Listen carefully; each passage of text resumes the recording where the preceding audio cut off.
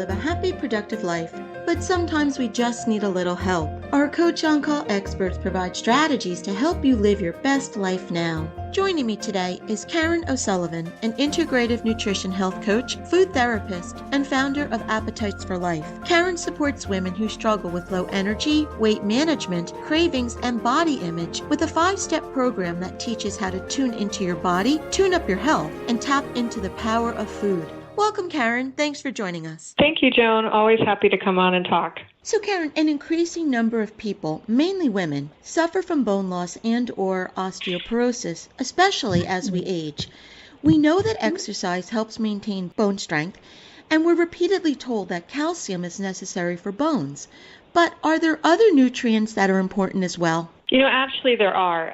We're so focused on calcium, and calcium is a primary nutrient to consider with bone health, but it isn't the only nutrient you need, and it isn't just in dairy. It doesn't act alone in forming strong bones. Calcium plays so many critical roles in the body, but when it comes to bones, it's actually used in conjunction with other nutrients like magnesium and vitamin K and vitamin D, potassium and fluoride. And these nutrients make up this thing called a bone matrix.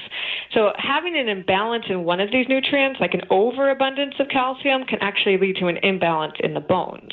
So then, Caryn, what should we be focusing on when we eat? Well, there are so many foods that are going to supply your daily intake of calcium besides dairy. The best part is that many of these foods will also contain the other nutrients that you need for bone health, too. So, in fact, you actually don't really need to eat dairy at all to have strong bones because nature has given us these vegetables and certain vegetables to fill in the gap. So, for example, you have leafy greens. They contain calcium and magnesium as well as vitamin K.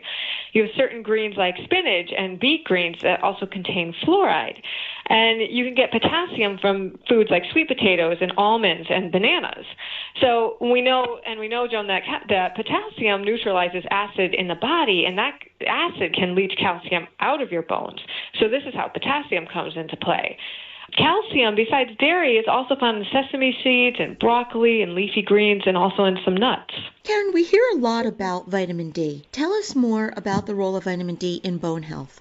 Sure. Vitamin D is essential for calcium absorption.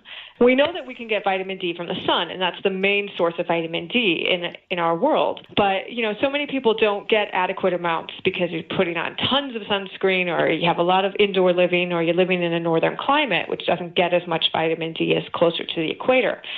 Also, vitamin D is not that abundant in food, so we either need to supplement or we need to get outside more. There are some food sources that contain vitamin D, for instance, like egg yolk, beef liver, as well as some cheeses. You can also get vitamin Ds in mushrooms. And one tip I have for everybody is if you let your mushrooms sit out in the kitchen window and get a little bit of light before you're eating them and before you cook them, that may help them absorb more D. Caryn, thank you so much for being here with us today. If you would like to learn more about this topic, if you'd like to learn more about Caryn or work with her, you can visit her website, appetitesforlife.com. And as always, to hear more from Caryn, you can visit our website, cyacyl.com/Caryn. We'll be right back.